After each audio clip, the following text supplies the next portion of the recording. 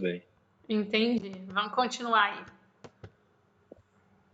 Ó, o Gico que tá vindo, então vamos continuar.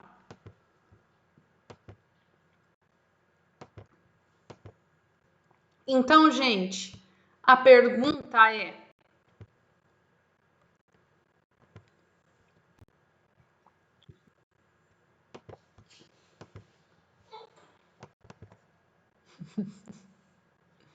vamos lá. Então, nós temos aí algumas exceções.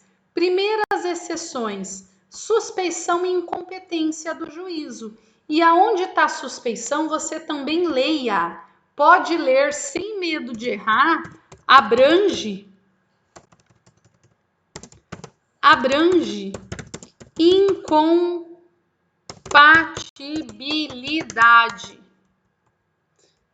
Aí nós temos também a litispendência, a ilegitimidade e a coisa julgada, que são pressupostos processuais. Pergunto,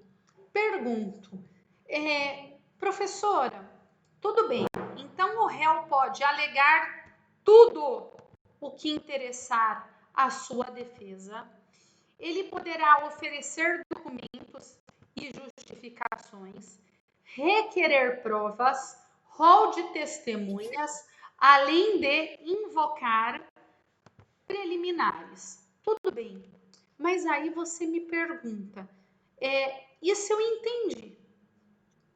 As exceções estão dentro do alegar tudo o que interessa à sua defesa. Por quê? Neste sentido, eu disse para vocês que abre um leque totalmente amplo. Aí dentro nós temos então nada mais, nada menos do que um rol gigantesco de teses de defesas, onde você encontra as exceções. Por isto, veja que interessante. Neste momento, Renato Brasileiro aduz que o réu pode, então, se defender de duas formas. Uma forma direta, em que ele vai atacar a imputação, a acusação propriamente dita. Ele vai atacar a imputação delitiva, o fato delitivo que lhe foi imputado. Exemplo, ele nega a autoria. Aqui é mérito, é a defesa direta. Por sua vez, ele pode fazer uma defesa denominada indireta, momento este em que ele não alega o fato delitivo imputado, a imputação delitiva, a acusação propriamente dita. De forma indireta, ele vai atacar o processo. Ele vai atacar o processo com o objetivo de extingui-lo. Exemplo, você está me acusando desse fato, mas eu já fui julgado e condenado por ele, ou seja, coisa julgada. Nesse momento, vejam, ele ataca o processo, um pressuposto processual. Só que ele pode extinguir o processo sem o julgamento, coisa julgada, ou até mesmo retardar o seu prosseguimento.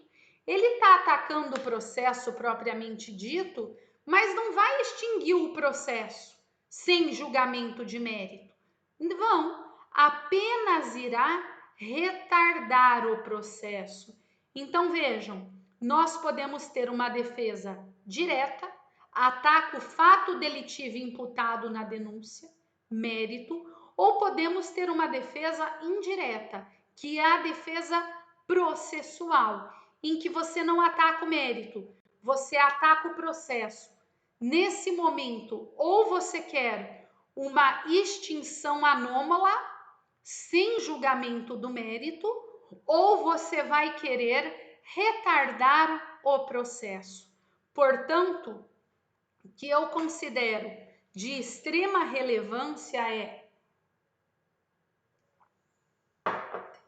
quando você pegar uma resposta à acusação, saiba o que você quer fazer. É de suma importância você ter a ciência do que quer fazer. Por quê? Porque você poderá querer atacar o mérito ou apenas atacar o processo. E vejam, um não exclui o outro. Nada impede de você atacar o mérito e simultaneamente atacar o processo. Mas lembre, se você fizer uma defesa processual, ela tem que vir antes, a título de preliminar. O mérito é depois. E lembrando a vocês, com melhor rigor técnico, se essa defesa indireta, por acaso, constituir numa exceção, ela deverá vir em autos apartados. É o famoso apenso. Gente, isto é formalidade, o qual não pode ser ignorada. Preliminar, mérito, exceção em apartado. Preliminar, depois mérito, exceção em apartado.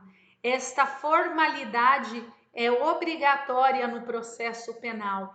Isto não pode ser dispensado. O rigor técnico deve ser observado. Primeiro, preliminar, antecede e impede julgamento.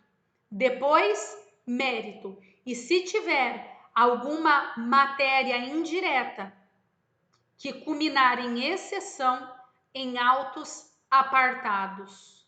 Tudo bem, gente? É esta a ordem a ser seguida na resposta à acusação. Outro detalhe: especial cuidado. Você não é obrigado a fazer defesa de mérito ponto por ponto, fato por fato, porque não culmina em fatos incontroversos.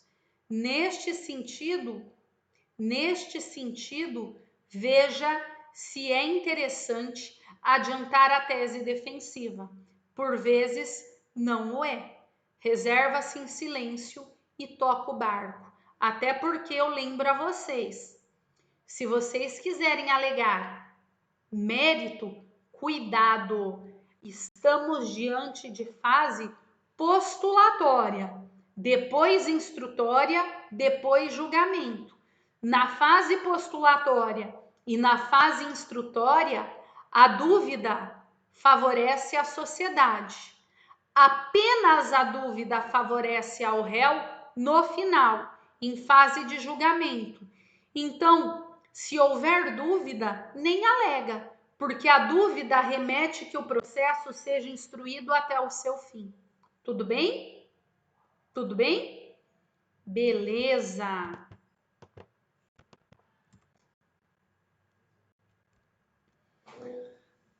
Vamos lá? Agora, eu quero de vocês detalhes. Vocês precisam saber. Suspeição nós já vimos. Relação do juiz com a parte. Incompetência, relação do juiz com o objeto do processo.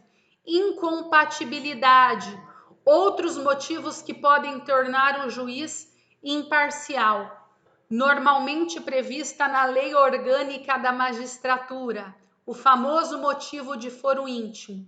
Litispendência é uma nova ação penal quando já há outra por fato delitivo idêntico. Coisa julgada é uma nova ação penal quando já há outra por fato delitivo idêntico, o qual já foi até mesmo sentenciado. A diferença entre litispendência e coisa julgada é que na litispendência a outra ação penal está em andamento. Se ela foi proposta primeiro, ela deve ser discutida. A outra idêntica deverá ser afastada. sem julgamento do mérito. Coisa julgada é até mesmo o mesmo fato delitivo é imputado por duas denúncias, mas a primeira imputação já até transitou em julgado. Esses conceitos técnicos agora devem estar bem delineados para vocês, tá bom? Vamos continuar então. Deixa eu salvar aqui.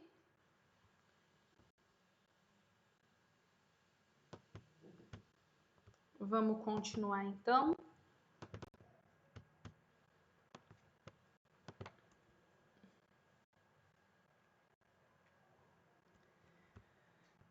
Meus amigos, vamos tocar o barco aqui. Olhem o que diz. Então, nós acabamos de falar. Vamos fazer uma observação aqui, uma revisãozinha. 396 diz que ofertada a preambular acusatória, denúncia ou queixa-crime, o réu deve ser citado no prazo de 10 dias para a resposta à acusação. O 396A diz como deve ser feita a resposta. O réu poderá arguir preliminares, alegar tudo o que interessa em sua defesa e justificações, amplo, o que permite até mesmo exceção, especificar provas e rol de testemunhas. Como se faz a resposta? 396A. Agora, 396, parágrafo 2º. E aqui é muito legal. Aqui eu peço especial atenção. Olhem, já disse para vocês, se o réu não apresentar a resposta no prazo legal, ou ser citado, se quer constituir defensor, duas hipóteses. Ele tem defensor que se queda inerte, ou citado, não constituir defensor, segundo caso, ele não constitui defensor. Duas hipóteses. A primeira ele tem e o defensor fica inerte. A segunda, ele sequer constitui defensor. Neste momento, vejam, o juiz nomeará defensor, dando novo prazo de 10 dias. Novo prazo para o defensor, ou defensoria pública ou defensor nomeado, tanto faz. Se houver defensoria pública, ela quem vai fazer. Se não houver convênio com a OAB, abre-se novo prazo de 10 dias. Tudo bem? Então vejam, se fosse processo civil, era caso específico de revelia. Citado, o réu quedou inerte, processo civil, revelia. Aqui não. Aqui, por processo penal tratar-se de direito indisponível, há que ser obrigatoriamente nomeado e restituído o prazo para que esse o faça. Logo, gente, olhem a pegadinha do concurso. O réu foi citado. Esgotado o prazo, ele não ofertou resposta à acusação. O que deverá fazer o juiz? A. Decretar revelia. Errado. O juiz deverá nomear um defensor, dando-lhe prazo de 10 dias. Novo prazo de 10 dias. Tudo bem? Beleza?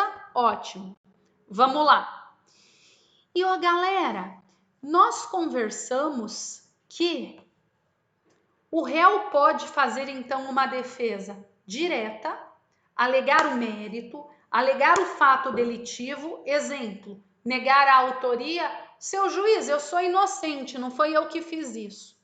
Ou fazer uma defesa indireta, processual, preliminares e exceções. Tudo bem. Mas vejam, E se ele quiser alegar mérito? Olhem que interessante. Acabei de explicar para vocês. Nesta fase, a dúvida favorece a sociedade. Olhem que interessante. Porquanto, para que ele seja possível ser absolvido, seja possível a absolvição, não pode haver um resquício de dúvida, porque se houver um resquício de dúvida, o processo deve seguir da fase postulatória para a fase instrutória, a fase de colheita de provas e, ao final, julgado. O que eu estou querendo dizer é que pode ocorrer uma absolvição? Pode, mas esta absolvição, ela é denominada sumária.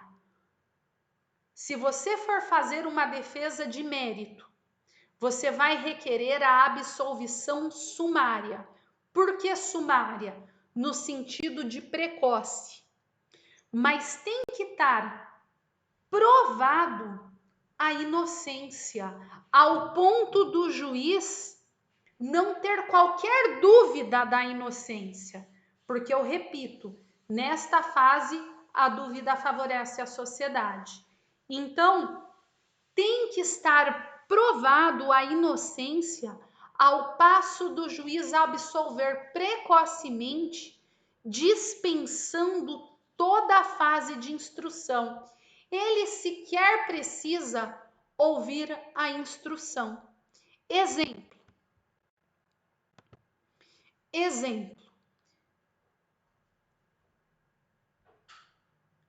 Existir, olhem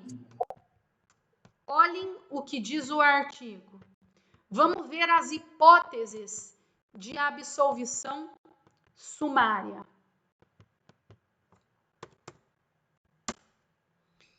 Hipóteses de absolvição sumária. Existência, olhem, manifesta. É uma verdadeira manifesta causa de excludente de licitude. Vejam, tudo bem, pode absolver, desde que esteja manifesto que o réu agiu justificado por legítima defesa, estrito cumprimento do dever legal, exercício regular do direito ou estado de necessidade. Mas vejam, deverá estar manifesto, porque se houver dúvida, o juiz deverá instruir. Tudo bem? A absolvição sumária é manifesta, sob pena do juiz instruir. É assim que a gente fala, vou ter que instruir os autos. O que isso quer dizer? Eu tenho que colher as provas. Nesta fase, a dúvida indica colheita. Então, a regra é instruir.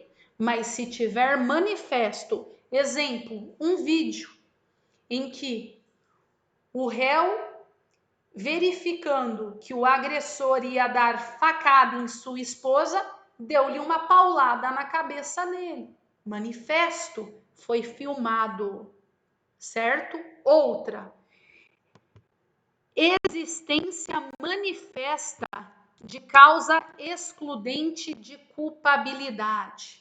Novamente, aqui nós estamos tratando das excludentes agora, eu até prefiro o termo exculpante de culpabilidade.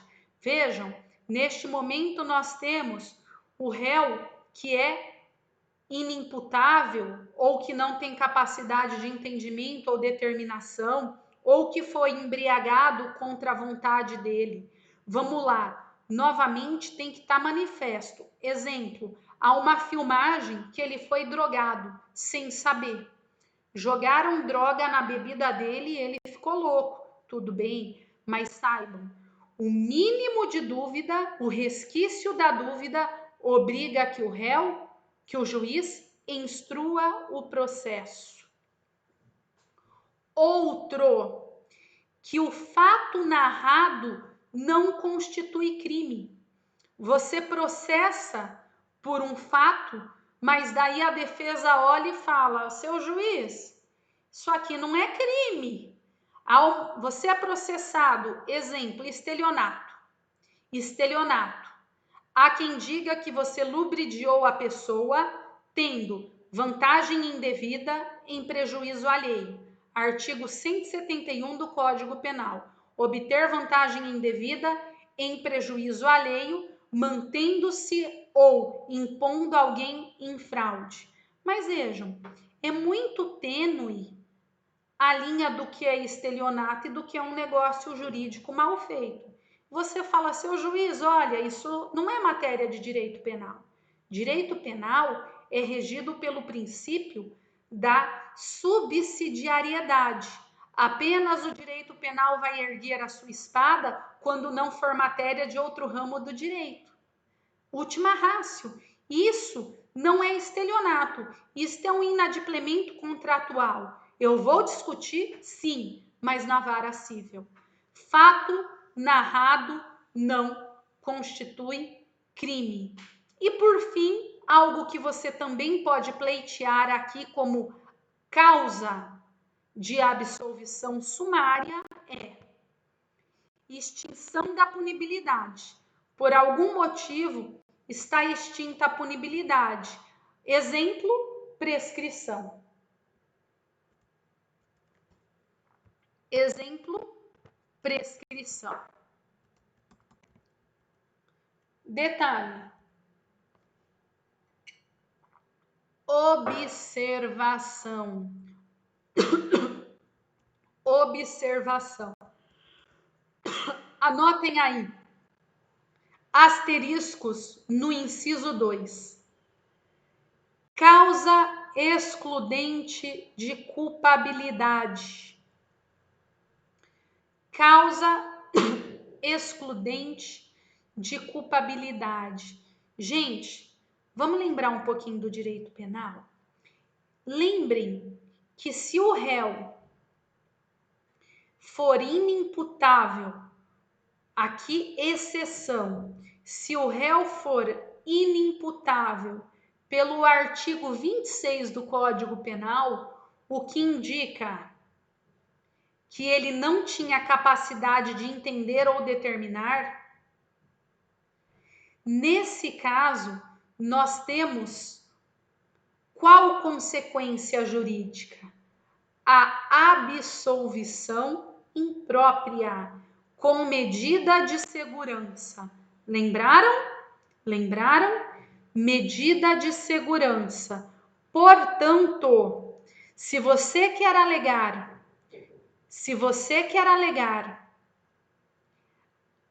como causa excludente de culpabilidade a inimputabilidade, lembrem, vai ter consequência jurídica para o réu, qual seja, não uma pena, mas uma medida de segurança, que pode ser tratamento ambulatorial ou internação. Estamos revisando aí artigo 26 e 90 e pouco do Código Penal. Neste sentido, eu trago para vocês, vai ter uma sanção penal, não uma pena, mas na espécie medida de segurança. Então, nesse caso, não gera absolvição sumária.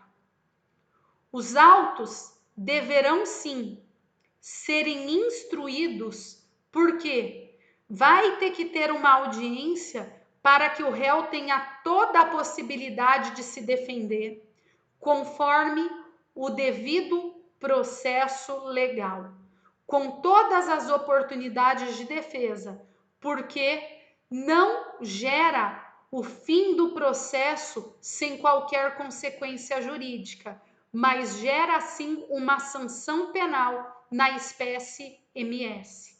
Porquanto, lembrem, se for manifesta causa excludente de culpabilidade, absolvição sumária. e está na própria lei, salvo inimputabilidade. Por quê? Porque é fácil. Se for inimputável por ausência de capacidade intelectiva e de determinação, entender e determinar-se, vai ter medida de segurança. E medida de segurança não deixa de ser uma espécie de sanção penal. Tudo bem? Então vejam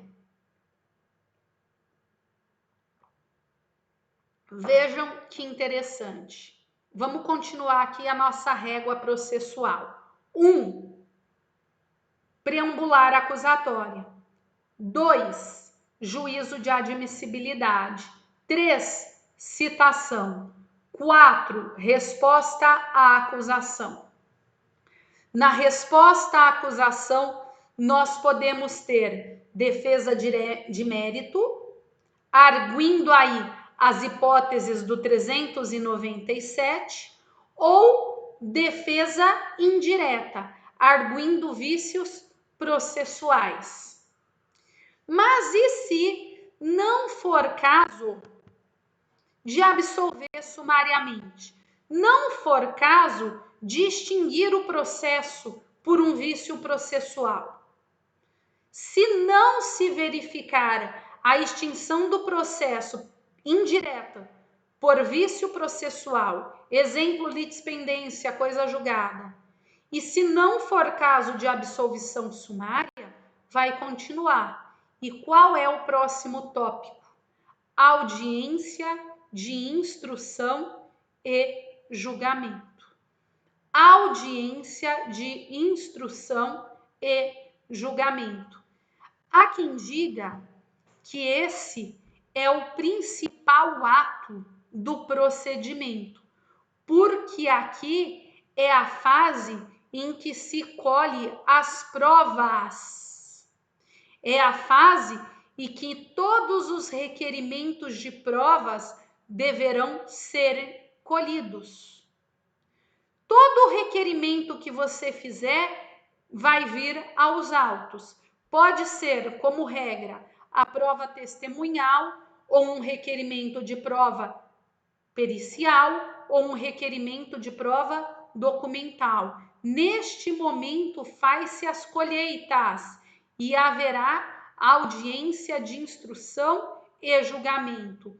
É a fase instrutória.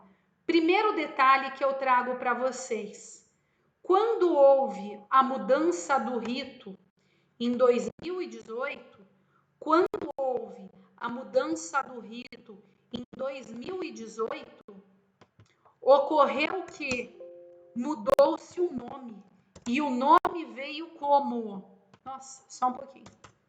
O nome veio como audiência de instrução e julgamento.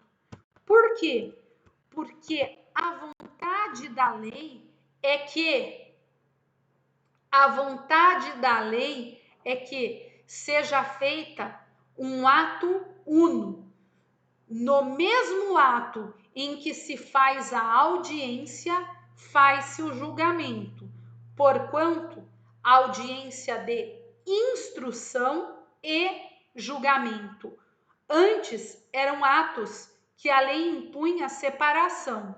Hoje, a vontade da lei é que seja feito aglutinado, junto. Obviamente que, na prática, não é isso que ocorre. Na prática, por várias vezes, você verifica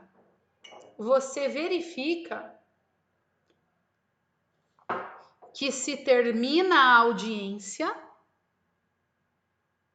e aí o juiz dá prazo para alegações finais e depois faz a sentença.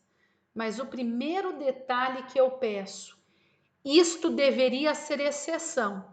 Pela literalidade da lei, se não for um processo de grande complexidade, a vontade da lei é que o juiz faça a audiência e, na sequência, já faça a sentença.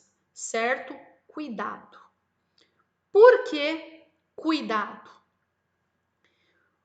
Pode ocorrer que, a depender da comarca que você vai, se respeite a lei. E é um caso não tão complexo, o juiz te pega de calça curta. Doutora, alegação final oral, porque eu vou sentenciar agora. Mas, professor, eu não gosto de falar em público. Professora, mas eu não sei como que faz oral, eu só sei pegar um modelinho na internet e trocar os nomes e as datas. Não, gente, se liga. Lembrem, a persecução criminal é simples. A persecução criminal é extremamente simples. Toda a defesa cinge em 2 pontos: materialidade e autoria. Se você não esquecer isso, você faz. Materialidade, prova da existência do crime, e autoria, o réu é o autor ou o réu concorreu para o crime. Sem medo de errar. Ah, mas o meu cliente, ele vai confessar um, negar outro, ou eu só quero trabalhar para tirar uma qualificadora? Tudo bem, dosimetria da pena tá lá também.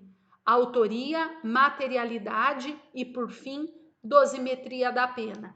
Tendo isso em mente, você faz a alegação final oral, sem problema nenhum, tá bom? Primeira observação, então, audiência de instrução em julgamento. O Código de Processo Penal tem preferência que seja feito no mesmo ato, em que pese não seja a prática, esta é a ordem da lei. Alguma dúvida, gente? Ótimo. Detalhes. Olhem, recebida a denúncia ou a queixa, e aqui, meus amigos, há um momento muito importante. Há um momento muito importante. E eu vou passar para vocês a título de primeira perguntinha de formativa. Anotem aí. Eu quero que vocês peguem um livro, pode ser Nutt, pode ser Renato Brasileiro, pode ser Mogenot, pode ser Auri Lopes Júnior, e tragam para mim apontamentos sobre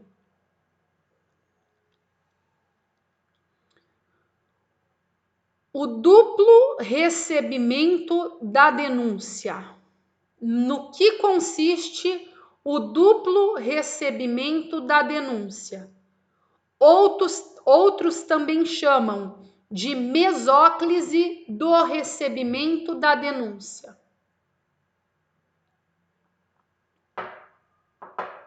Nesta pergunta, vocês deverão trazer o que é abordar 395, 397 e preclusão pro-judicato. Eu quero que vocês estudem o tema duplo recebimento da denúncia ou mesóclise do recebimento da denúncia, abordando 395, 397 e possibilidade de preclusão pro-judicato.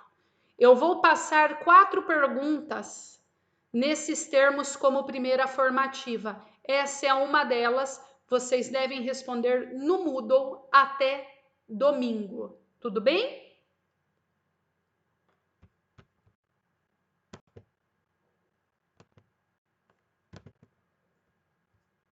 Ótimo. Meninos, agora eu vou pedir para todo mundo colocar rapidinho aí um oi no chat, que vai valer como chamada. Oi. É no chat.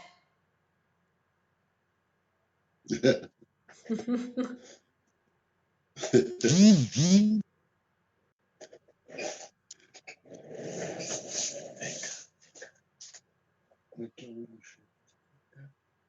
Escuta falando?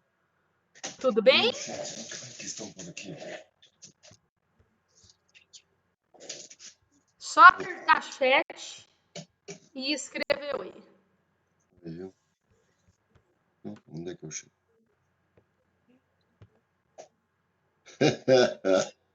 Achou? Ainda não. Aí, todos colocaram oi, menos eu, caralho. Não, mas eu ponho aqui, ó, para você. Oi, Paulo César. Pronto, Obrigado. Paulo, eu coloquei para você. Tá bom? Obrigado, professor. Volto. Então é isso, meus amigos. Esse aí, né? Tá com cadastro? Tá certo. Mas eu vou pôr o cadastro cinza do meu outro Ah, que aí fica mais discreto, né? É, você guarda sem cartão, se quiser usar Tá? ele. Vocês estão liberados. Tchau, tchau. Até mais. Pode ir lá no chegado? Pode. Vai lá. Até mais, gente.